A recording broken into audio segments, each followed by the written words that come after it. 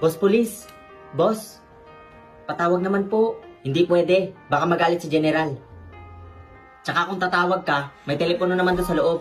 Sige na po, boss. Pagbigyan niyo na po ako. Kahit sandali lang po. Promise, sandali lang po. O siya, sige. O. Bilisan mo ha. Baka makita ni General.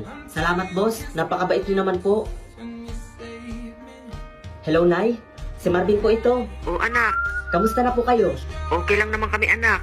Nay, happy birthday nga po pala ha. Salamat anak. Nay, pasensya na po kung ngayon lang po ako napatawag kasi sobrang busy po dito sa trabaho.